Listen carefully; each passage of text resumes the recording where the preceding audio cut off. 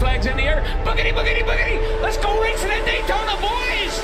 Now he pushes Trevor Bayne. It's over. Cinderella Bayne is going to win the Daytona 500. Unbelievable. Derek Cope, something amiss on the Earnhardt car, coming to the line. It's Labonte pulling up, and an amazing finish. The Whitcomb Racing Team has won it. Sterling Marlin is jumping out of his car. He's going around to look at the right front fender. But, he can't do that. You can't work on your car under the red flag. That's the NASCAR rule. 20 years of trying, 20 years of frustration. Dale Earnhardt will come to the caution flag to win the Daytona 500. Every man on every crew has come out to the edge of pit lane. The 3-car down. Oh, big trouble. Big, right behind them. Bring him back. Come on. To the flag. Come on, Mikey. You got it, man. You got it. You got it. You got it. You got it. The legacy continues. Dale Earnhardt Jr. wins the 46th Daytona 500. In a shower of sparks on his roof, Ryan Newman comes across the line for it. Be a drag race all the way back to the start-finish line. Side by side, right to the line. Crash, here they come, checkered flag. Kevin Harvick wins the Daytona 500. The Great American Race.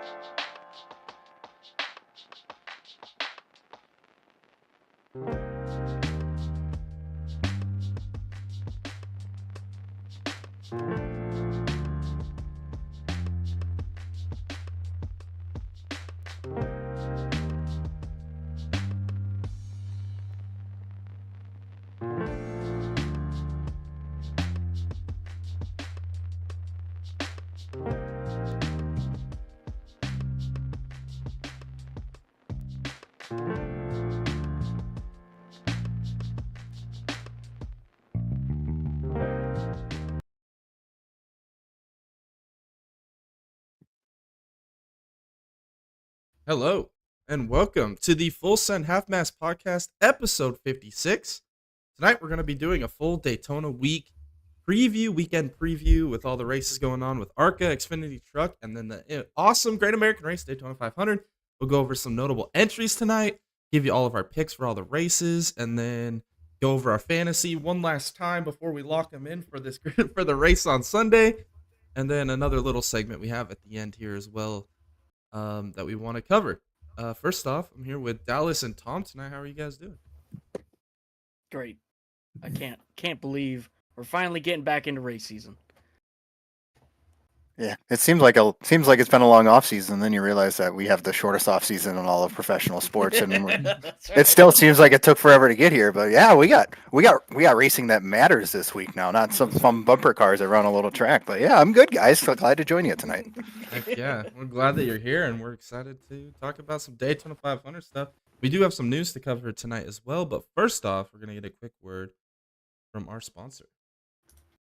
W Energy Blends, introducing NeuroFactor, an all-natural coffee cherry extract help you with energy, laser focus, and fast reflexes. Provides concentration with important aminos and vitamins without the crash that ordinary canned energy drinks just cannot provide. Try amazing flavors such as Dragonade, Dub Sludge, Galaxy Grenade, and my personal favorite, Beach and Peach. Buy the starter pack today, including 2 flavors and a shake cup for an extremely low price. Follow the link in the description below and use promo code DAGABOYS for 10% off your order. Thanks to W for their continued sponsorship of the Digga Boys broadcasting channel. Alrighty. Let's get right into some news. We'll talk about this here in a little bit, but this week it was announced that Rajah Caruth would be full-time in the number 71 Spire truck.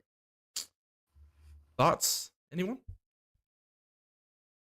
I don't know. I don't know what to expect out of Spire truck team. I mean, in the past when they've run that truck, it's performed decent, and now that they have a full-time entry and can put it's got to be partnership with Hendrick's sponsoring it. I think Hendrick had the partnership with the truck before, so Raj's a good driver. He showed what he can do last year in equipment that's probably not going to be as good as the equipment he's going to be in this year. So I'm pretty excited to see what he can do on the track this season. I'm stoked. I have a feeling he wins 3 truck races this year. Makes the playoffs, has a run. I'm huge on Rajah Caruth for sure. Alrighty, and then also in the truck news here, also Nice with their number 45 All-Star truck has announced that Johnny Sauter, Ross Chastain, Caden Honeycutt, and Connor Mosack will be splitting that ride here in 2024. I think all of those are good options except for Mosack.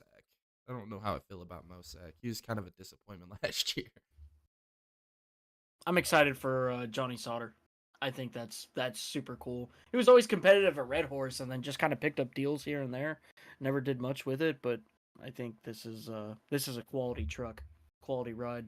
So, I think that's going to be really fun to watch him. How many watermelon smashes do we see in the truck series this year? I don't know how many races he's running, but you see one happening potentially somewhere. Yeah. Oh, if he's in a race, yeah, there's always a good chance it has it. He's a well enough driver that he can perform anywhere. So yeah.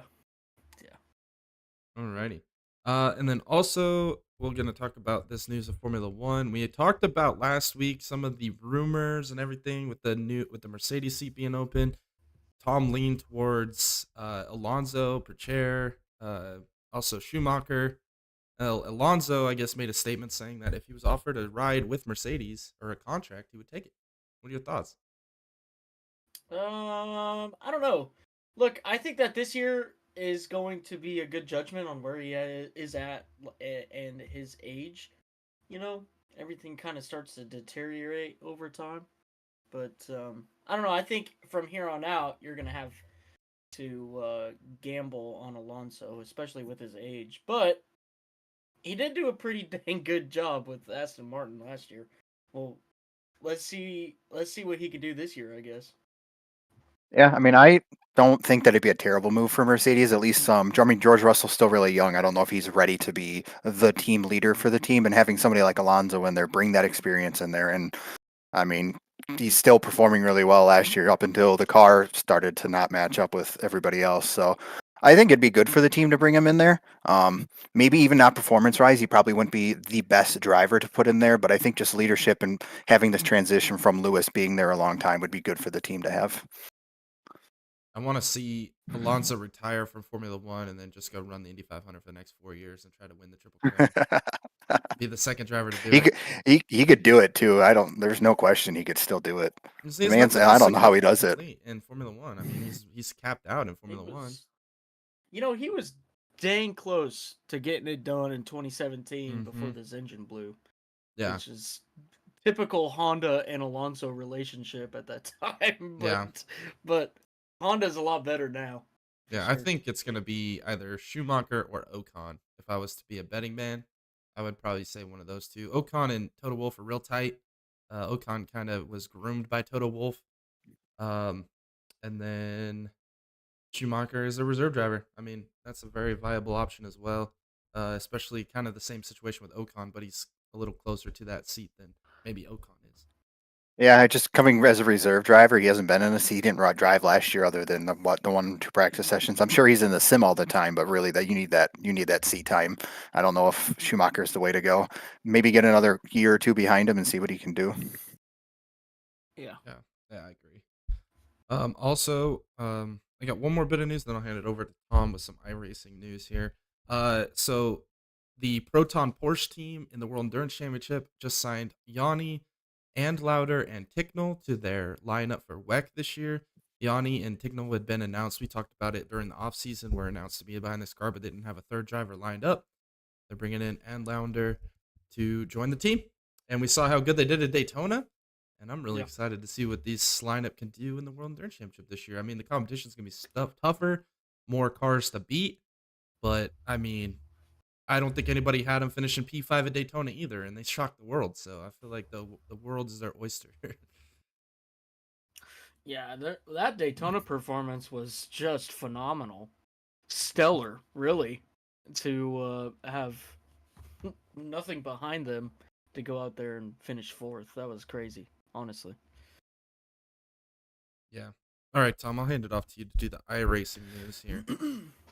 All right, so big news, right? And Dallas, you will you can also comment on this because this is really cool, right? We've been waiting for this for years, literal years.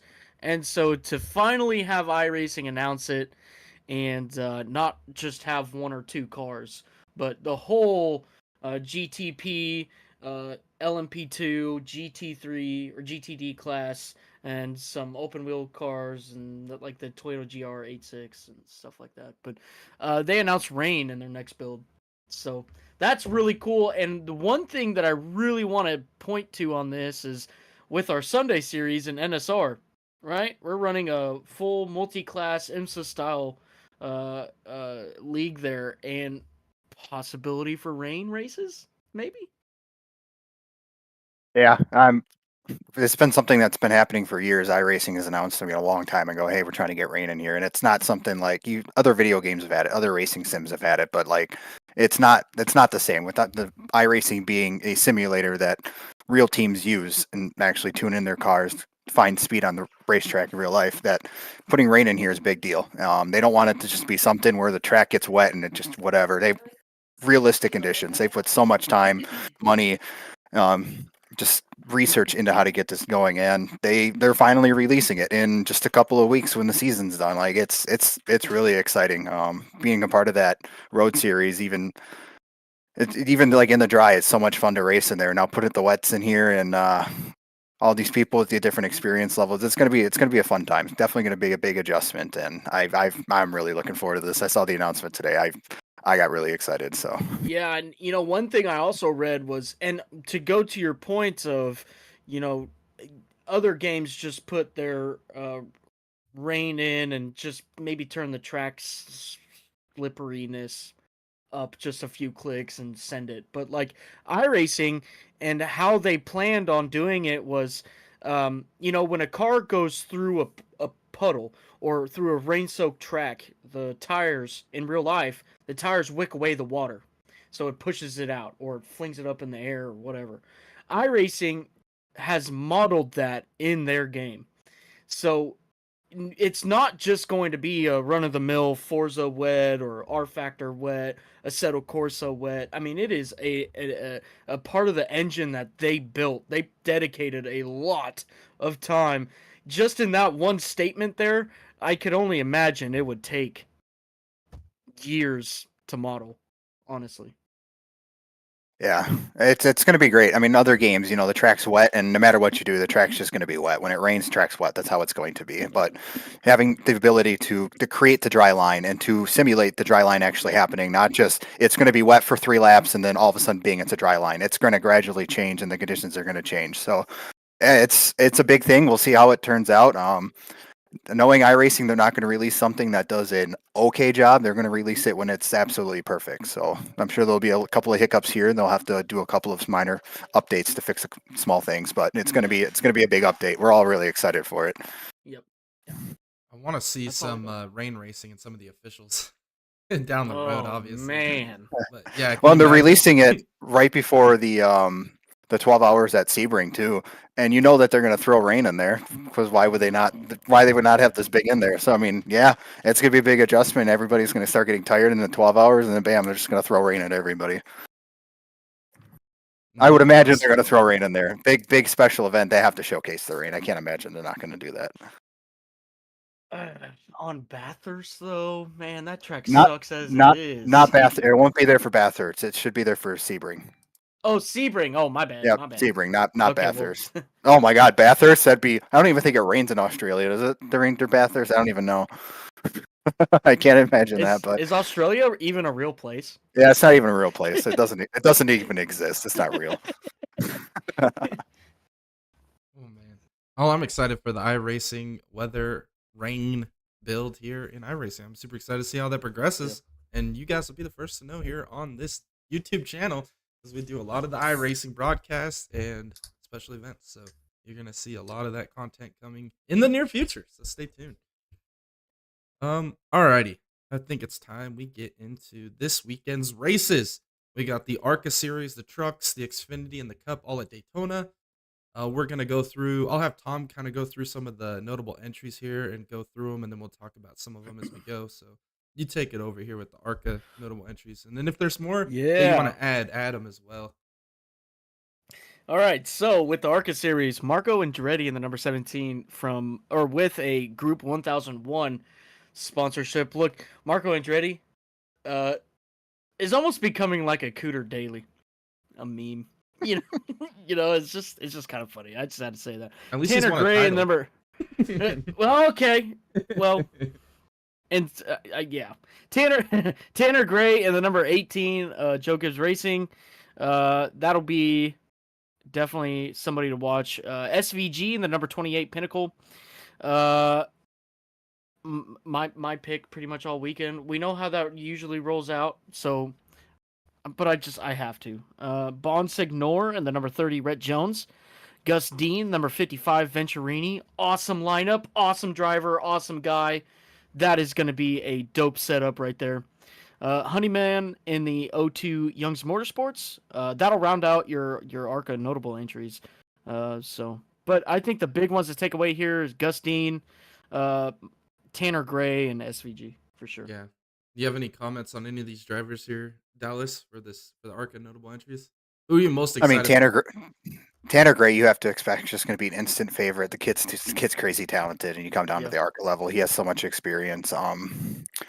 Marco Andretti's going to be interesting because he's been behind the wheel of stock car before, but I don't think he's been behind the wheel of an ARCA car. So it's going to be very different because I think he did 1 or 2 truck races last year. So it's going to be different. And he's going to have at least some experience behind the wheel, but I don't know what to really expect from him. SVG is going to be kind of a big wild card because this is completely like he came in the NASCAR perfect situation. I mean, he's a street course, road course specialist. I mean, that's what his bread and butter is. That's all he does.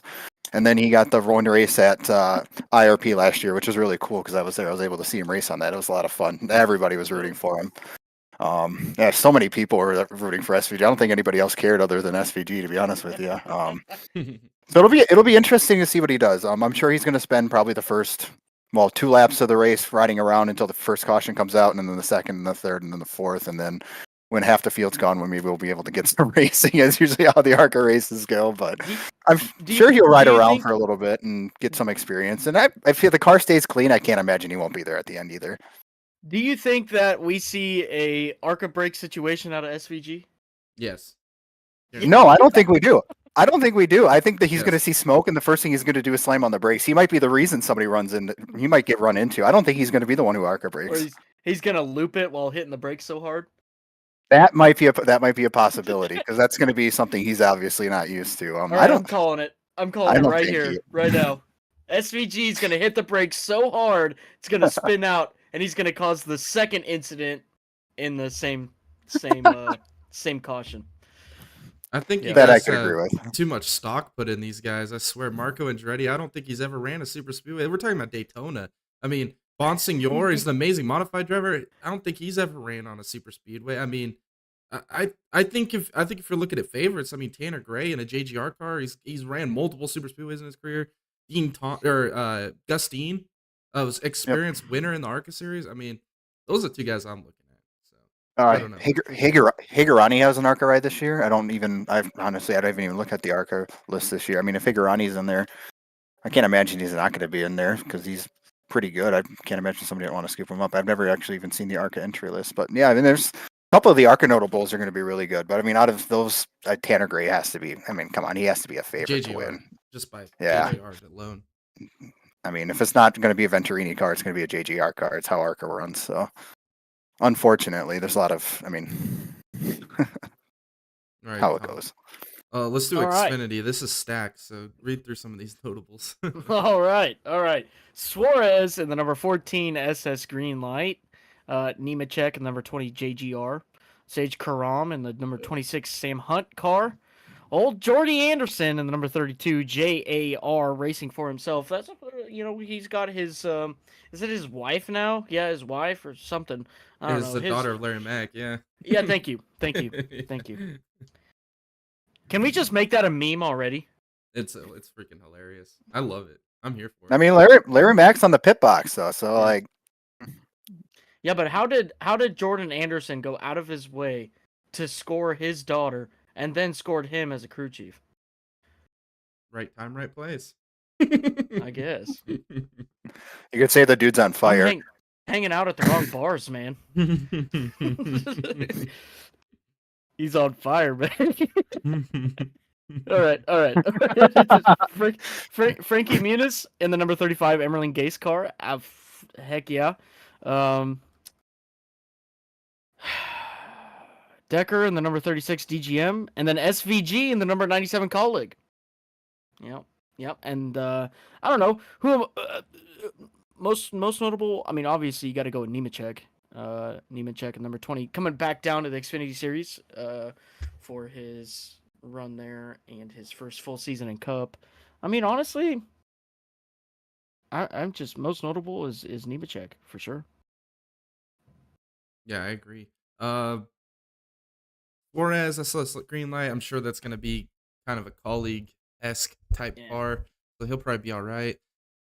SVG, again, like I said with Arca, I don't think you could put a lot of expectations on him. Frankie Muniz, I mean, say what you will, but he did really good in his Talladega and Daytona runs last year in Arca, so I don't know how just in that's Arca gonna in general. translate to He had a lot of Xfinity. like mechanical issues that knocked him out. Like Frankie ran really well. I mean, he probably wasn't going to be top 2, top 3, but he was definitely top 5 speed at every track he went to. He just had he had a lot of mechanical issues, but he's running a lot of used equipment. So it'll be nice to see him with, I mean, Emerling Gase, they're not going to be the best team, but they have decent equipment. So it'll be nice to see what he can do.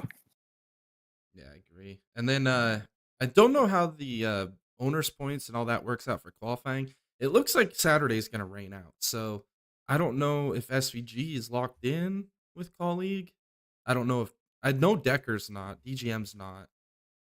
I don't know if Jordy is because that's a third entry. So a lot of these guys might not even make the race, to be honest with you, if it rains out on Saturday like it's projected to. So I don't know. Yeah, I mean that's a good point to bring up. It's dumping cats and dogs right now here in Georgia. So I'd expect for it to continue, to be honest. Well, I mean, yeah, I can't imagine. SVG's not going to because colleague only had 3 cars last year, and he's running a colleague car. That's not going to be in because they still have the 10, 11, and 16 going. And yeah, Jordy's car is not going to be in. It'd be disappointing not to have those 2 in there. Jordan Anderson's an incredible racer. Having him in that race, he's one of the favorites, I think, to win if he does make it through. And then SVG, everybody wants to see how he does. So both of those people not being in would be a disappointment. The 36 car, I guess if that one doesn't make it, there's probably a lot of sheet metal that'll be saved for other teams. So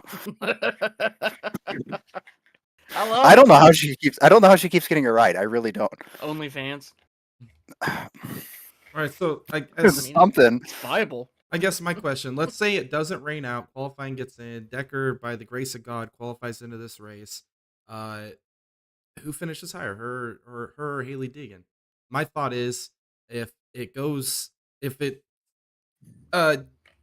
not going to be running in the field like Deegan is.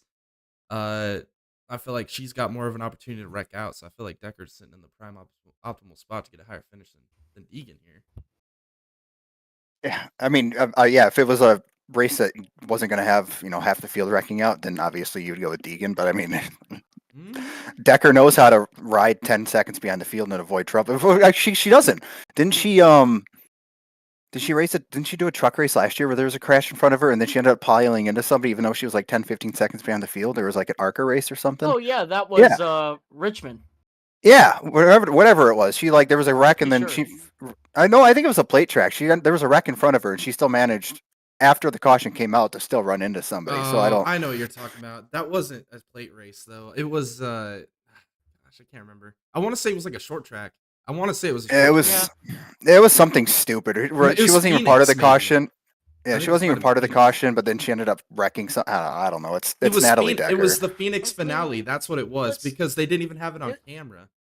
Yeah, that's it. They didn't have it on that's right. camera. Going into turn 1. Mm-hmm. Yeah. Yep, that's it. Yeah, she's honestly surprising. though, it's just like watching that one movie, with the dog car with the ears flapping in Dumb and Dumber. That's what it is. At least that movie makes God. you laugh, and it's not an embarrassment. So maybe that's not a fair comparison. I mean, I laugh pretty good. Yeah. That is... Well, she's good for the memes. She's good for the memes. Whenever she races, she's good for the memes. I agree. I agree. All right, let's go straight to truck next, right? Yes. Yeah. So, Tony Breidinger in the number 1 Tricon, Corey LaJoy in the number 7 Spire, and Johnny Sauter in the number 45 Nice truck this weekend. And I'm just gonna, I don't know. Look, I think that Sauter is definitely going to be someone to watch, especially at a track or a plate race or any plate race you go to. Just insanely good. I think even after being not being behind the wheel for however long, but I'm a Tony Breidinger believer. I am. I think that she is probably the most underrated female driver in oval track racing right now. Just super underrated, super talented. Proved it all last year in the ARCA series. I'm just underrated AF. Yeah, I agree. I'm excited for Tony Breidinger, especially being with Tricon. They're gonna have the numbers. I mean, yeah. I don't know. It'll be interesting to see. I'll be definitely pulling for her because I do believe she's got the talent. I think she's just lacking experience, really. I mean, she doesn't really have all the experience probably. And I mean, I like the progression that she did through her NASCAR ladder. She didn't rush through it like we've seen with other female race car drivers that we just talked about. Like she's taking her time through all these series and trying to get better and improve. I love that progression. LaJoy, I think LaJoy is going to be a factor. We could say what we say about LaJoy, but he's in a Spire truck at Daytona. He's going to be a factor at some point during the race. So, yeah. Agreed. Yeah, I mean, Tony Breidinger, everything she's done up to this, I mean, she's shown improvement. She's vastly improved as a driver. A couple of years she did in ARCA. She's immensely talented. Toyota sticking all of they are going all in on her. She's been able to do this. And that's not, I shouldn't say that's why she's good, but obviously having the backing of Toyota helps you out. They obviously trust in her, what she has in the future. So it'll be nice to see what she can do. Corey LaJoy, instant favorite, I think. You can't bet against him. I mean, one of the top super speedway racers in NASCAR, and that we know the truck's going to have speed. And then Johnny Sauter, Johnny Sauter's a legend, man. Johnny Sauter can get it done. Nice trucks are always performing really well, so don't count out Johnny Sauter in the race either. Yep.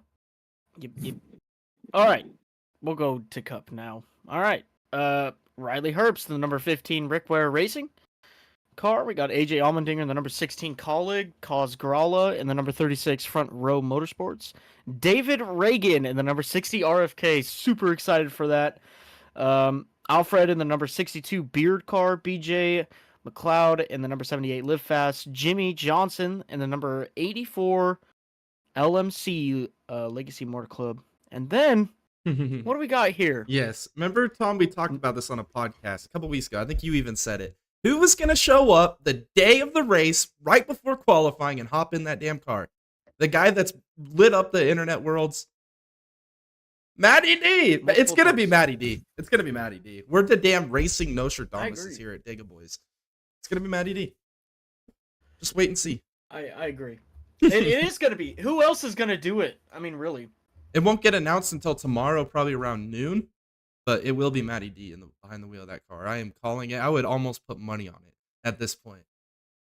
What is New York Racing? Is that a Ford? I have to assume that's a Ford, right? Greg Biffle's been driving it. Let me look. Yeah, they're not going to make the race regardless. It doesn't matter. No. Yeah, I don't think they're going to make the race regardless. But just I mean, I guess at that point they don't have manufacturer support. They don't really care who jumps inside that car. So yeah. That could be anybody. Not Matty D's tied to anybody. I was just interesting to see if it was a Ford car, would they want Matty D in there because they just punted him out? But at the same time, I don't think that anybody gives a crap about NY Racing. So, I mean, there's nobody else I can think of that would go in there other than the Biff, and the Biff's not doing it. So, we'll see. Which is wild too. I thought Biffle would jump. Well, what did the Well, he problem didn't was get paid. Yeah, he didn't get paid. That's what it Oh, was. he didn't? Mm-mm. Yeah, he said that. Still not paid? Mhm. Yeah, From they 2 years ago. Yeah, Holy 2022. cow. They haven't fulfilled his contract. So, Lawsuit? it's probably not worth it for him. I mean, he's got enough money to just sit there and relax the rest of his career, but he's got it. I mean, I'd be pretty disappointed if somebody didn't pay me, I'd be pretty tens fucking pissed. tens of thousands of dollars to jump inside their car for this race. So they obviously have the money. Did you see their trailer? It's all decked out. They can pay for a nice fancy graphic on the trailer to be able to pay for their driver. Well, I think maybe they paid him in happiness. Yeah, no, that's not how that works. I think you should have to pay for your driver before you pay to put funny graphics on the side of your trailer. But Fair enough. Alrighty. I'll go well, over. Well, I was gonna say we could talk about who we think's gonna make the race when we go into the duels predictions. Send it. Okay. So, we'll talk about pole qualifying, and when we talk about pole qualifying, we'll talk about who we each have on our front row, and then we'll pick 2 drivers we think will be the fastest in time on qualifying day. That makes sense. So for Wednesday for Cup qualifying, pole qualifying for the Daytona 500, I am going with William Byron on pole, Alex Bowman on the front row. These guys, I think Bowman's been on the front row 5 of the last 6 years. Hendrick's been on the pole or front row 8 of the last 9. They're the only manufacturer that didn't change cars. I think Hendrick cares about pole here at Daytona more than any other pole in the entire schedule because it's the only race that gives a trophy for winning a pole. So Hendrick's going to be on the pole this year with Byron on pole, Bowman front row. Oh, wait, right. And then who do I think is going to make it in on time? So out of the open cars, we got Gralla, Reagan, Alfredo, McLeod, Johnson, NY Racing. I think Reagan and Johnson set the fast times in qualifying to lock themselves in. All right. For pole and front row, I'm gonna go a little different this year, just because I know what the statistics are, I know what the facts are, but I'm gonna do it. I'm gonna put Bell on pole and Truex sitting right next to him. So I'm gonna go with a full Joe Gibbs lineup. Why? I don't really know, because they're fast, I guess. So, and then who's gonna make it in on time? 2 cars. I'm gonna go with David Reagan. I think that's a given. I think the second choice, I mean, you could say Jimmy. I think you could honestly say Gralla. I mean, that front row motorsports car is fast. I think I'm kind of on a maybe with AJ. I think. Well, he's locked in. He's got a charter. Oh yeah, my bad. Yeah. My bad. so is Herbst. So is too. Herbst, yeah. Yep. So is Herbst. Yeah. So yeah. Well, you know what? I'm gonna stray from Jay, and I'll do David Reagan and Cuz Gralla. Yeah. Solid picks. I'm gonna kind of go with both of you. I think pole is going to go to either Jimmy Johnson or Chris Buescher. Or Chris the Buescher. hammer here, baby. I mean, Oh my god. Toyota made big improvements. We know that Toyota has speed on super speedways. Like they're one of the best cars on super speed, at least in qualifying. Some car qualifying, they're always really good. Chevys typically lack in qualifying at Daytona. Fords are always strong. That's kind of my reasoning for going with this. I know Hendrick's always really fast, but even then, like Hendrick sometimes is all or nothing on plate qualifying. I think that out of the 2 RFK cars, Buescher is going to be faster than Keselowski, and I want to put an RFK car in the front row because I think they're going to do it. And then I honestly think that Jimmy Johnson could do it. Maybe not pole, but I would not doubt it if he puts his car second. So you could interchange them either way. If I had to pick, I would probably go Buescher Johnson front row. Wow. So then obviously Jimmy would get in on that, and then it's going to be tough. BJ's out, and I think Alfredo's out. I don't think that beer cart's going to have anything for single car qualifying, but I think I would have to just because it's an RFK car go with Reagan. I think the speed's going to be there. If I had to pick who's going to have more speed, it's going to be the RFK car over the front row car. So, and David Reagan is a solid driver. So, Alrighty. All right. Now, we're not going to make any picks for winners of the duel, but what we will do is talk about potential drivers that could win the duel, and then we'll pick our last 2 drivers that get into the duel off of dual speed or whatever, qualifying into the duel. So names to watch out for in the duels: anybody with a Ford badge. Kozlowski, Busher, Logano, Blaney, McDowell, Gilliland. Well, I take that back. Anybody that's not SHR that runs a Ford is going to be a contender to win this, win the duels at Daytona. And then if I was to take one guy out of the Ford camp, I'd take Denny Hamlin to win the duel. And then for my 2 guys that are going to race their way in through the duels, I'm taking Gralla, because if he gets into the right duel with the Ford help, I mean, they're going to be pushing him to get in. Especially, in my opinion, Reagan's already going to get on time, so they're going to help out that Ford to get in with Gralla. And then I think it's going to be Anthony Alfredo, RCR prepared car. There's enough Chevys in the field. I feel like they're going to also help him over a BJ McLeod. So I think I'll give Alfredo and Beard that edge there. Man. So that means I have NY Racing and BJ McLeod out of the Daytona 500. man, BJ McLeod out of 500. That's weird to say after the last few years. Man, look, I agree with everything Jay just said. Everything, except I really do not feel like Jimmy has a good chance this weekend. I really don't. I don't know. I don't have it in me to say that Jimmy's got it this weekend. I really don't. And I don't... What to expect? Fords are going to be stupid fast. Toyotas are going to be stupid fast racing. I think Chevrolet is going to be good, but I just don't... I feel like Ford has just absolutely nailed the super speedway package. And you know what? They got a new car this year. We could expect something different, but I also feel like Ford wouldn't compromise their speed on super speedways by changing the body. So I feel like that whatever change they made is an improvement from the last car. So I feel like Ford super fast, Toyota super fast. Chevrolet is going to have some help, I think, in pack racing. But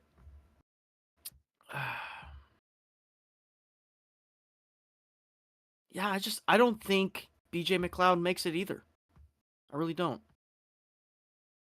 And NY Racing. And damn, this is a good question. It's so good. I mean, all you gotta do is get involved in a wreck. And I mean, if the duels are anything like they've been in the past, one's usually pretty straightforward, and the other one turns to be kind of some drama. So it all kind of depends on what duel you get in, right? Yeah, it really does. Because the first duel is always kind of boring. I think last year didn't the first duel go caution free? Well, it's always changes because sometimes the first duel will be the chaotic one, the second one will be good. It just bounces back and forth. Yeah, because if the first one's not chaotic, the second one always is, because they see the first one and they're like, well, we don't want to do that. So. Yeah. So I strayed from Jay pretty much up until this point, but you know what? Even though Jimmy Johnson, I have that feeling. I'm going to have to agree with everything Jay said. Yeah. Except, yeah. I'm going to have to sound like a broken record and repeat the same thing. The only exception is going to be is how many Hendrick cars are in the same duel together. Because when those Hendrick cars get together, those Hendrick cars are fast. It's unlike any other Chevy, especially if those Hendrick cars get paired up with Chevys with like Richard Childress Racing. Those guys get on the line, there's not going to be anybody that can stop them, even the Fords. Those guys are crazy fast. But the Fords are going to have speed. The new body style, obviously, they're not going to go slower. They're only going to go faster. Same with Toyota, and Toyota's had speed on these super speedways. Toyota's going to have more Toyota help now, too, with Legacy. That being said, there's also an opportunity for them to hurt each other. And I think that Toyota, if Jimmy doesn't qualify in on time, is going to go all in to get Jimmy in there. And I think that there's an opportunity that they accidentally wreck Jimmy out. I think if Jimmy goes into a duel, his chances of not making it through are pretty. I don't think his chances are great. I think that he's going to probably get wrecked out. Unfortunately, I'd like to see Jimmy Johnson in the 500. So I have a feeling if Jimmy can't qualify in the front row, he's not going to make it through. And then I think the second one I'd have to go with would be NY Racing.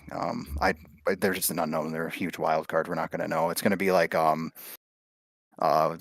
Connor Daly's car last year. They showed up and they couldn't even qualify, and then they went to the duel and they didn't even have power for the duel, but they were able to run around and not get wrecked out, and that's how they made it through. So, yeah, those would be the two I have going out. Next we'll talk about the truck race on Friday. The Fresh from Florida 250. I'm taking your previous season champion. I'm taking Ben Rhodes. I think that the Ford's it's going to translate all throughout all the series. I feel like maybe not so much Xfinity, but I feel like, oh man, I just have a really good feeling about Ben Rhodes. Ben Rhodes is just an exceptional talent. It's sad that he's not a Cup guy. He deserves that opportunity at least sometime down the road. Really good plate racer. He's won this race in the past. He's 100% on my radar for this race. And then my dark horse, I became a huge Nick Sanchez fan towards the end of the season, especially after that whole Matt Crafton baloney bull crap, I want to see him win some races this year. He was so close so many times last year. I would love to see him win. And it's also a Spire prepared card. We've got LaJoy, we've got Raja, and then you've got Sanchez. And I'm not 100% sure who's in the 77. I forget. But they're all going to be working together. Take Sanchez as a dark horse. All right. For my favorite, and I'm gonna ride this train probably all year.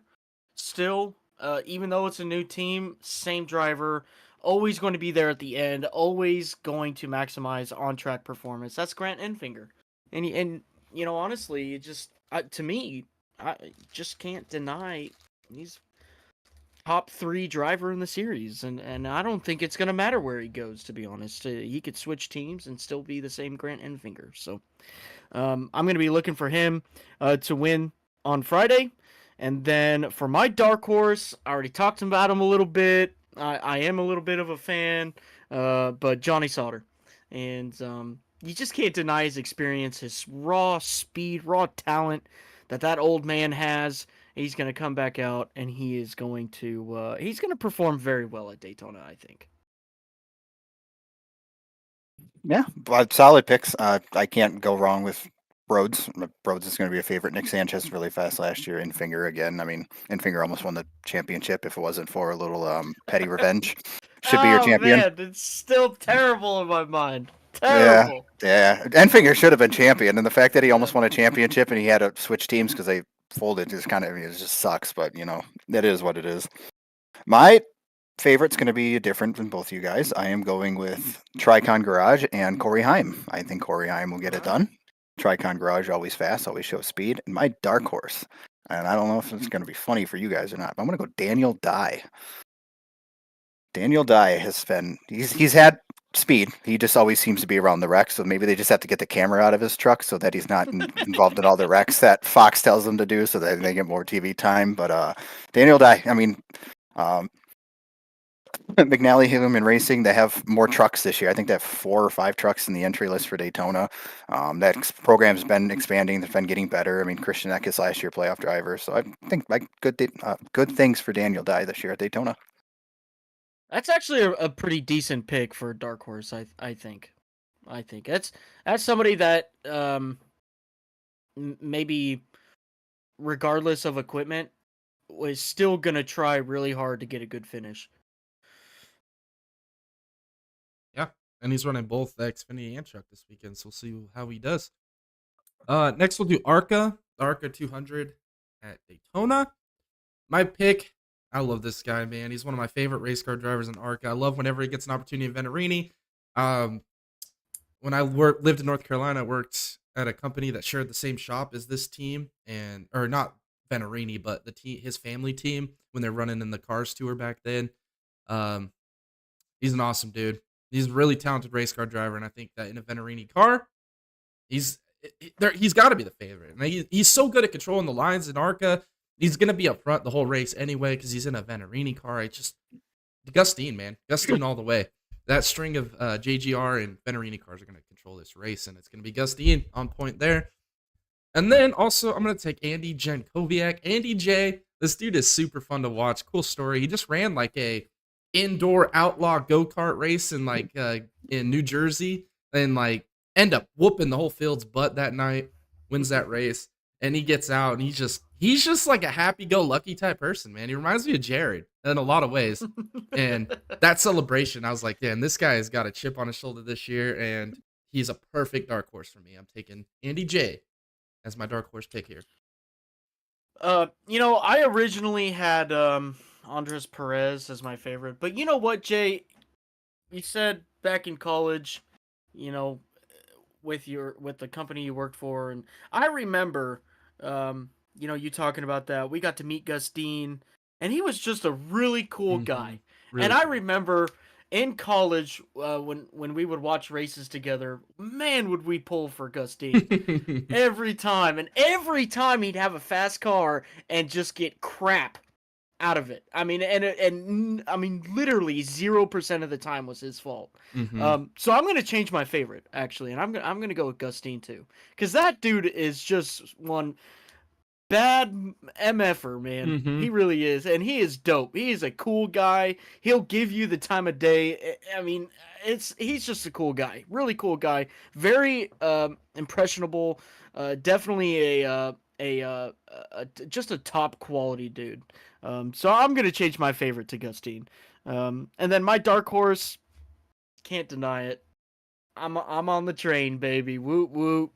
Tony Breidinger for my dark horse. So I hope we see a win this year for sure. Yeah. I mean, Gustine, man. You kind of he had in Truck Series, just got around the wrong crowd, maybe wrong driver in particular. Just kind of kept getting into it, but Gustine's a good driver, so it'll be good to see him perform well, and I think he can get it done. I'm gonna go with Venturini car, but I'm gonna go with Chris Wright. Chris Wright had experience. Venturini car, Chris Wright can get it done. That'd be my pick to win, just to be different. I think you guys have picked probably the three most solid people that could win this race, so I'm just gonna be a little bit different with that. I wanted to pick Breidinger as my dark horse, but I don't want to be on that train, so I'm gonna go with another woman driver who maybe not contention to win, but maybe a good top 5 finish. Mandy Chick. Mandy Chick last year performed really well. I think she does I think she runs that team. I think she everything's out of pocket, like family thing. She does really well. She's a good story all around. So I'll be pulling for her this weekend. I kind of thought you were going to say Amber Balkan. No. I was like, with her and Breidinger, I was like, oh, maybe there's like a little hope, and Breidinger's way up here, Balkan's down here. She's not Balkan's here and like Decker's down here, but she's not close to Breidinger. So yeah, I forgot about Mandy Chick. I would like to see a good finish out of her too, and no shenanigans. I think that Mandy Chick could absolutely be like a Tony Breidinger for sure. Yeah. I forgot about that. Yeah, she's kind of my wife saw her at one of the races, like she saw her on TV. She's like, man, she's like, I didn't know that's who that was. I was like, I don't know that either. And now we just kind of root for her every single time we see her. She usually does pretty well. Heck yeah. Especially not being in top funded equipment. So yeah, those are some good picks. All right, now we'll do the Xfinity race, which is after the ARCA race on Saturday. The United Rentals 300. I'm doing it. I was taking Austin Hill to win the race. He is hands down got the best car for one. I mean, that takes a lot when you're at Daytona. Experience got the most. And then his resume. I mean, this guy is just so good at plate races. They team up to beat him, and they still can't beat him. So I feel like he's just the guy to beat. I feel like there's a couple other guys I look at, but Austin Hill is the top of my list. So I'm going to take him. And then my dark horse, love this guy. This guy's going to win races this year. He's going to make the playoffs. It's a 100% sure freaking thing this year. I'm taking Parker Kligerman. I think this team is on the rise this year. 2024 is going to be Kligerman's year. And I wouldn't be surprised if we saw him in victory rally 2, 3, 4 times this year. I feel like this team is the next big deal in NASCAR. I'm excited for it. My favorite, and even with all of just the absolutely awful, terrible, just dismissal decisions that this team has made, I'm still gonna go with Allmendinger. Why? Trophy hunting. He's out to have fun now. It's not about business anymore. It's about having fun, I think, with Allmendinger. So I'm gonna choose him as my favorite, and as my dark horse. I originally had SVG. Now, I changed it. And the reason why I changed it is because, yeah, SVG is really cool to root for, but I mean, he's still racing for his license. It can go really bad with the ARCA race. So, I'm gonna go with a little bit of a safer pick, and not choose SVG, but I'm gonna go with Sheldon Creed, and new car, new team, and with a new manufacturer. He is out for blood, ready to prove all the RCR Austin Hill naysayers wrong. And it's his year, man. It's his year. It is. Oh yeah, it is. Oh yeah, it is. I would not be surprised at all if Creed comes out and rifles off 7-8 wins this season. Oh, Creed had the speed last year. Creed had the speed last year, but I mean, come on, they're not going to put Creed in better equipment than Austin Hill. Austin Hill is the one. I mean, he's the face of the company now. Come on. Yep. No, Sheldon Creed's a very good pick. Just because it's a plate race, I don't know if he's going to be able to do it. My pick was going to be Sheldon Creed. I think I might have to stick with that one. I'm a big Sheldon Creed fan. I love Sheldon Creed. I liked him from the last couple of years at RCR. I think he's a crazy talented driver. And my hatred towards RCR kind of grew with how they treated him. So if I could come out Daytona and we can get that one up on RCR, that'd be fantastic. So my pick's going to be Sheldon Creed. My dark horse, I think I'm going to have to go with Jeb Burton. Jordan Anderson Racing's becoming better. Their team as a whole is growing, becoming better. Parker Retzloff, fantastic. And Jeff Burton's really good at super speedways. So Jeff Burton, keep the nose clean. You know he's going to be around at the end. Don't be surprised if Jeff Burton pulls off the win either. That's a great pick. Didn't he win the Talladega race last year or last April? He did. There? Yeah, that's right. He did. That was a little. And I think he beat out Sheldon Creed. Actually, now that we're saying it, Yeah, I'm pretty sure. Pretty sure he did. Because I think me and my wife were gonna go watch a movie that night, and we were waiting for Sheldon because we were listening it on the radio because we were in the parking lot of the movie theater. We're like, we're not going in until this race is done. And then they kept crashing and crashing. So we're like, and then we were rooting for Sheldon Creed, and I think Jeb Burton just beat him to the line. Yeah, I'm excited for Creed. I'm not gonna be yelling at my TV in anger. I'm gonna be yelling at my TV in excitement this year, baby. This is the year. All right. Now it's time to predict the Daytona 500, the Great American Race, the biggest race in NASCAR, the opening race of the season. Points are on the line. There's many people to look at and to pick in this race, but there is a feeling in the air this year. This man has won 7 times at Talladega. He's won at Daytona several times. He is currently the best plate racer in NASCAR. You can say what you will about Denny Hamlin. He doesn't hold a candlestick to Keselowski. Keselowski is just so damn good. And he's going to finally get that Daytona 500 win. And it's going to start this chain reaction of a Keselowski championship-esque type year. Don't know how many more chances got at a title. And I feel like this is the beginning of an era here with Keselowski. He's taking the damn Daytona 500. And it's going to be so freaking awesome to watch. I'm so ready for it. I think me and Tom have picked this guy since the beginning of the year. Like even last year. So I'm sticking with it. And then my dark horse, I said in the offseason, my bold prediction, Todd Gilliland was going to win a race in 2024. I'm taking that to the bank. It's going to happen. Why not the Daytona 500? Why not the damn Daytona 500? This dude is in a Ford. He's already got a leg up over half the field. His experience is there. He's got teammates in this race. He's got the Ford Alliance. I mean, he's a guy that isn't going to put himself in a bad position. You might not see him all day long, but he'll be there at the end. He's like a McDowell in that way. And that's a great mentor for him. And I feel like David Gilliland, if he's there in the top 5 at the end of this race, certain things fall the right way. Maybe we could see Todd Gilliland, a Daytona 500 champion. And to go the last 3 Daytona 500s consist of career wins of 6 between the 3 drivers. So what a better way to go. I like how you called him David Gilliland, then you changed it to Todd again. Then David Gilliland got through there. Well, yeah, I'm gonna say my picks, and I'm gonna comment on that for a second. But my favorite is, and I'm right in the hype train that Jay just put the coal in and set full forward there. I'm going with Keselowski too, because look at the stats, look at the facts.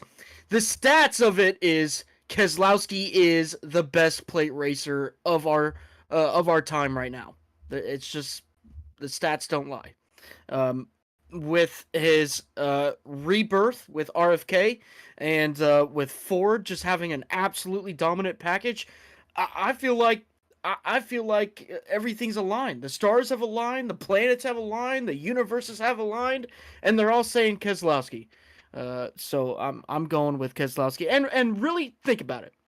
How awesome would it be to see him back in victory lane at Daytona 500 after his personal resurgence in RFK?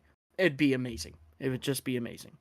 And then for my dark horse, I'm going David Reagan, because same deal. Phenomenal plate racer, Ford with RFK. It almost just sounds like Keselowski's bringing an old buddy back, and they're gonna go out and have some fun, and that's why I'm choosing them. Now, with that being said, before we go to Dallas, because Dallas might be on the same plane or not, but the names we just spewed: Keselowski, Gilliland, Reagan.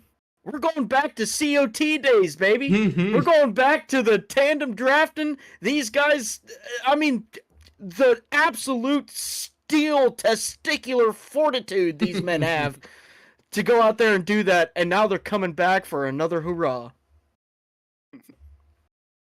Yeah, I honest to God, I wasn't even thinking Keselowski as a pick, and now that you guys said that, I can't not help but be on the hype train. I mean, look what happened Daytona last year. You had nobody was able to touch Buescher and Keselowski once they got to the front. Nobody could even come close. They were unstoppable. And now look who's possibly in the field. Just another one of their buddies, another one of their teammates whose job is to make sure an RFK car wins the race. So he's not coming off their bumpers at the end of the race if he's right there. So I mean, Keselowski's going to be. I mean, how is he not the favorite at this point? How is he not won a 500 at this point? I mean, you guys said it. Next to Dale Earnhardt, who's going to be second on the Mount Rushmore. Brad Keselowski. Brad Keselowski, and I'm a big Junior fan. Brad Keselowski's a better plate racer than Junior ever was, and Junior is on the Mount Rushmore of plate racers too. I mean, Brad Keselowski needs to get this done. Chris Buescher stealing all the spotlight. Brad Keselowski doesn't have a 500. It's a shame that Brad Keselowski doesn't have a 500. Dang it, this year Brad Keselowski is going to get a 500 win. My dark horse, and it's not going to seem like a dark horse, but it's going to be a dark horse, is Kyle Busch. Kyle Busch cannot get it done on plate races. He cannot get it done in the 500. How has Kyle Busch not won a 500 either? Man, this guy's been so close so many times. I think Kyle Busch can get it done this year too. And I know it's weird saying Kyle Busch as a dark horse, but man, how the team fell off at the end of last year, I can't help but think he's a dark horse. Alrighty. Heck yeah. There's our picks. So if you guys have any differing picks or agree with us, leave those in the comment section below after you watch this segment. Super excited for the Daytona 500. It's going to be a spectacle, and hopefully the weather holds out. We can get this thing in on a Sunday so we can have our watch party. That's what I'm looking forward to. Heck yeah. All right, Tom, we're going to go over our fantasy real quick. Mine hasn't changed, so I'll just reiterate. I got Keselowski, Buescher, Busch, McDowell, Hamlin. I just feel like that's a good lineup. Yeah, I got, we're almost the same here, but I got Hamlin, Keselowski, Logano, Buescher, and Wallace. Okay. And then for matchups, we got 22 and 54, which is Logano and Gibbs. I got Logano. It's just because it's Logano, it's Ford. Yeah. Yep, same. And then I got McDowell over Recchi, which this is interesting because they're both the last they're not the last two 500 winners, but two of the last three. McDowell, he's in the Ford camp. I feel like that gives you a huge edge here, especially with two teammates, and then they're probably going to be working with RFK pretty strong during this race as well. So we'll see. Yeah, same thing. And then I got Chastain and Reddick, and I feel like purely because I think these two guys are going to wreck out, and I just I don't. I mean, you're not wrong. I mean, it's Tyler Reddick on a super speedway. Yeah. It's going to happen. Yeah, and they're going to wreck out in different ways at different points of this race, and I think Chastain will somehow find a way to finish just a little better, somewhere in the 30s than Ray. Yeah, same. And then the last one is the matchup between the rookies, Zane Smith and Josh Berry. And like I said in the beginning, SHR, don't even look at them having a good run the 500. If they do, I'll be shocked. I'll be right here next Tuesday to eat the crow, but I don't see it. I think Spire is going to be way better this year than you see out of Josh Berry. So Zane over Berry. Yeah, same here. Alrighty. One last segment here that Dallas came up with this awesome idea, and I think it's a great idea. So we're gonna pick two drivers from the same team. We're gonna match them up against each other and say who has a better finish in points by the end of the year, who does better throughout the year. Is that kind of what we're going for here, Dallas? Yeah, we can do that. I think that works. Okay, so we got Elliott and Bowman. We rammed this into your brains all off season, but who do you guys think does better between these two in points this season?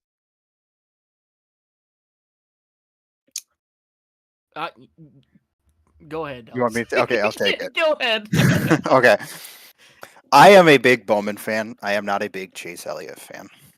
However, Chase Elliott last year, obviously we know the situation. I mean, it's Chase Elliott. Chase Elliott's probably going to have a better year than Alex Bowman, but Alex Bowman is a hell of a lot more consistent on every single track that he runs on than Chase Elliott is. So I think it's going to come down to wins and the playoff points that propel them into the playoffs. Because if they don't miss a race, both of them are locks for the playoffs. I mean, they almost made the playoffs last year and they both missed multiple races. I like Alex Bowman consistently as a driver. So if they can come into the playoffs fairly evenly matched, I give Alex Bowman the edge in advancing if Chase Elliott cannot win. And I don't know, especially with how Chase Elliott performed last year in the races that he did win, if Chase Elliott would be able to win his way through the playoffs. So I would give that edge to Alex Bowman, actually. I think he will finish better than Chase Elliott.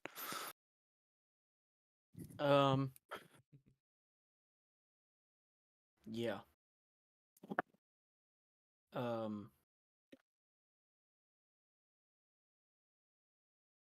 I'm gonna go with Bowman because, I think that even though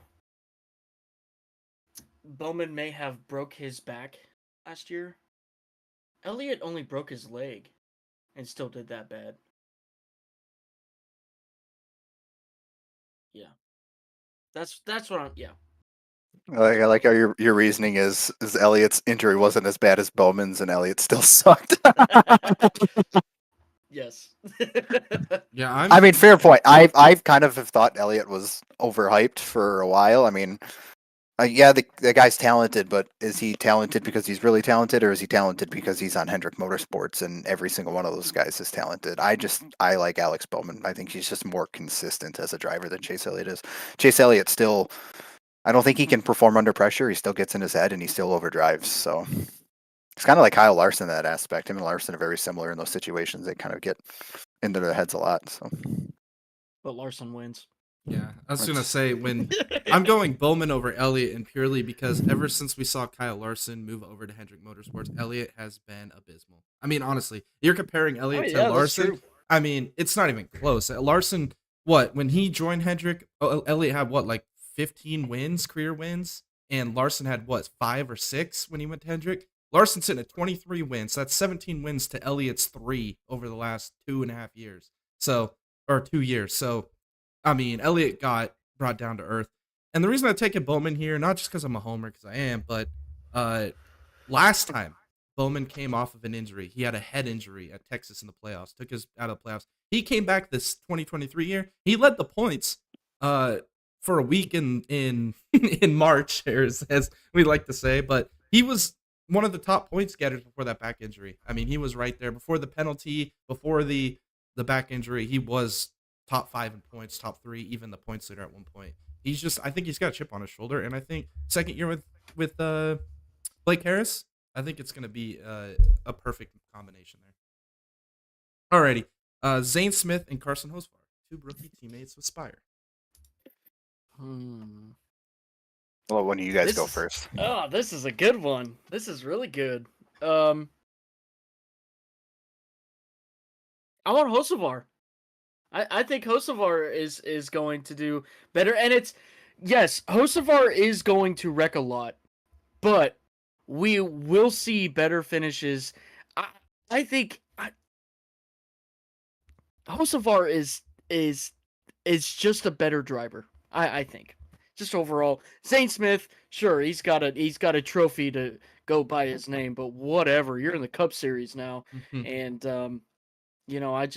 I think that Hocevar is a Ross Chastain caliber driver, and whether you want to admit it or not, Chase Elliott. Wow, I really went there, but Ross Chastain is one of the top talented drivers in NASCAR right now. Yep. I don't disagree with you there. I don't at all. And just look at how Hocevar's performed in the Cup car. Hocevar has been incredible in the Cup car. His bad performances haven't been anything. I mean, Talladega, maybe because he couldn't take a hit from Brad Keselowski. That's probably his only big mistake that he's made in the Cup Series. Maybe a couple of just smaller things with braking and just overdriving a corner, but was not used to these cars. But he's had tremendous finishes, places he shouldn't even be, in a car that he should shouldn't have been close to where he's finishing last year. I mean, look at what Gragson was doing.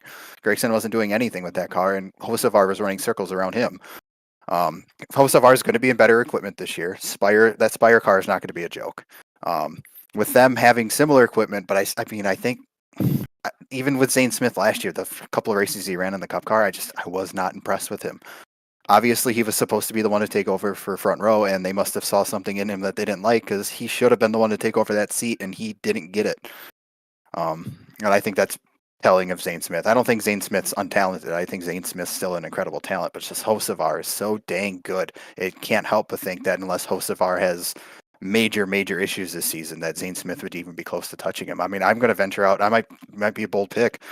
I'm going to venture out and say that there's 6-7 point difference, 7th place difference between them in the standings at the end of the year. Carson Hocevar, God, greatest thing to happen in NASCAR since Ross Chastain and Dale Earnhardt.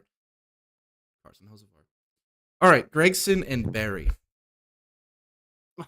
Oh, you went there. You went there. Oh no! What is this? Oh. My short answer is dumpster fire, garbage can, back of the pack. Gregson's gonna make a few highlight reels because it's Gragson. He does stupid stuff, and I'm here for it. Barry's a bust, and he hadn't even started yet. They're gonna be Chase Briscoe 2023-esque all season long. I'm gonna go with Barry. Why? Because he still has Kevin Harvick tied to his name, and that's literally the only reason why. Why does that matter? Because Kevin Harvick, I believe, still has some pull when it comes to Stewart Haas. I mean, has there anybody? Chase Briscoe won one race with them? 2 races with? I don't even remember. Chase Briscoe have 2 wins or just one? Just one. Other than that, who else is Eric Almirola? He had I think New Hampshire. New Hampshire does good for him. That's about it.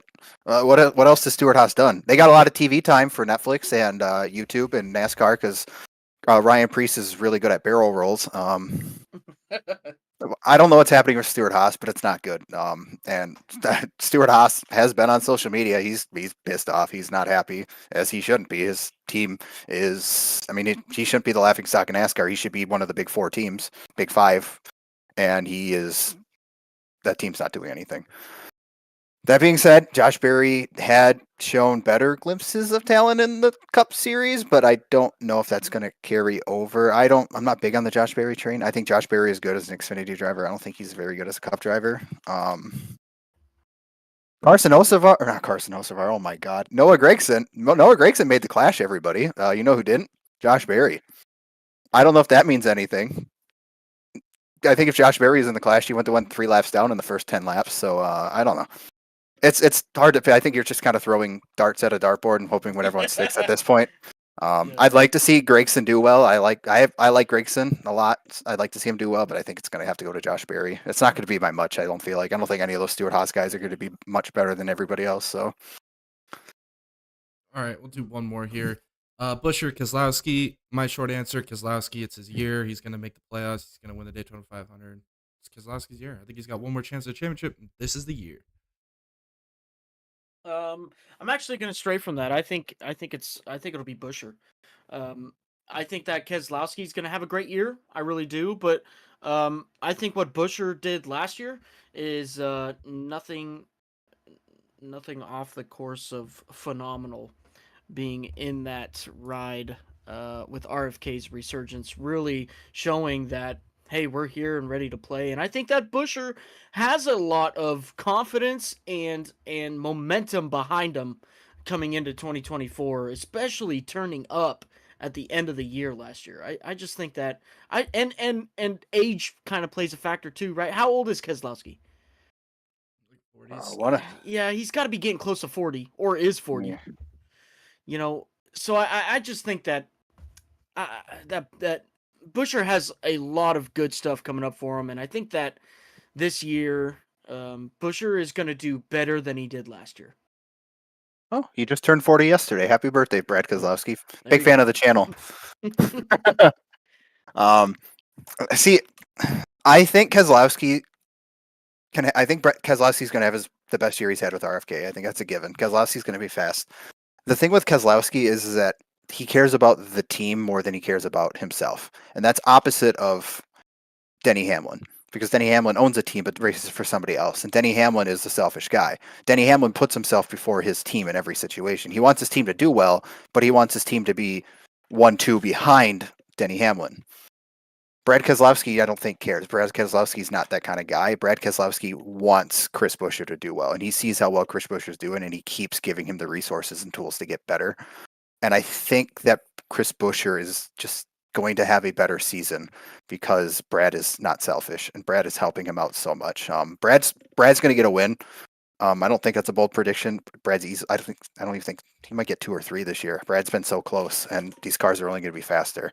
So I'm going to have to go with Chris Buescher over Brad Keselowski. But again, it's going to be very, very close. I mean, they were going to finish right next to each other in the standings, just like last year. So, alrighty, there's that. I'll hand it over to Tom to finish up this podcast and get us wound down. All right. Well, first off, thank you guys for coming out and watching us for the comments, the likes. It's really appreciated. We appreciate everyone who comes out and watches our stuff. It means a lot to us as we continue to build this channel. And yeah, I mean, look, we've got some great stuff coming up, right? We got NSR starting back up on our broadcast. We've got Dega games coming up. We've got, I mean, the content is just going to be endless. Racing season is starting. Watch parties coming up. I mean, we got a lot coming on here very, very soon. I mean, next weekend, this weekend, we're doing a watch party with the Daytona 500. So come on out. We're going to have Dallas here. We're going to have Jared here. It's going to be just a phenomenal time. And I'm super excited for that. You know, just super excited. Ready for racing season to start again. But yeah, thank you, everyone, for supporting our channel. If you want another way to help support us, you can become part of our membership program. Like Dallas here has been a great supporter of our channel. Thank you, Dallas, for everything that you guys for everything that you do for us. And you know what? Even if you become a member, you have an opportunity to come on with our podcast, to come on with our iRacing broadcast. Come in here and talk. Have some fun here in the podcast section. Give us your opinions. Dallas has always given us some great opinions, some great ideas. And on the broadcast side, you guys just saw Josh Kreider come in on our Saturday series, and was a great commentator. It was really fun. Dallas was with us on Thursday, last Thursday. Really, really fun. Lots of fun to do that stuff, especially with great people who love to support our channel. So is that something that entices you, go ahead and hit that join button on our channel. Also, we've got a great merch shop, so go out there, get yourself some Big Daddy NASCAR stuff. Dallas is always repping us. Some different Trying to content get the that logo to come through. It's not coming through. It says Big Daddy NASCAR. It's Tom's head. It's just white on white. Doesn't do very well. It looks good in public, not on camera. So sorry about that. Well, it's still good to showcase because it shows the diversity of what we have in our shop, right? So, still some great stuff on our shop. You guys can go and support us there. All the funds that go towards our channel, stay in our channel to help produce better content for you guys and really just give you guys the best product that we can deliver. So thank you for the people who have done that. Again, thank you, Dallas, for being a great supporter of our channel. Make sure you guys check out our affiliate channels. We got lots of cool stuff going on there. Actually, the King of Camo just got done painting a rifle for me. It's right there. It's pretty dope. If you guys haven't seen it, go follow them on Instagram. Go follow them on YouTube. They have it all posted there. A Dega Boys themed rifle. Pretty dope. But thank you again for everybody here. We really appreciate it. Go follow our socials. Go follow our Discord. Our Discord is up and running. Lots of articles for you guys to go read. Lots of cool stuff there. We really appreciate everyone there as well. You can even go there and post your own stuff if you want. We got lots of categories for everybody to join in on the fun. So make sure you guys go join our Discord too. And look, this has been a great podcast. It's been awesome. Yeah. It's the podcast before the not 24, but it's Daytona. It's still Daytona. We should say the 23, 58, 36. But besides the point, the Daytona 500. I can't wait to see you guys on Sunday. So excited, man. So excited. Yeah. Thank you guys so much, Tom, Dallas, for joining me here tonight. We had some good stuff to talk about. Hopefully you guys all catch us on Sunday. But until then, this has been the Full Send Half Mast Podcast, episode 56. And we'll catch you guys in the next.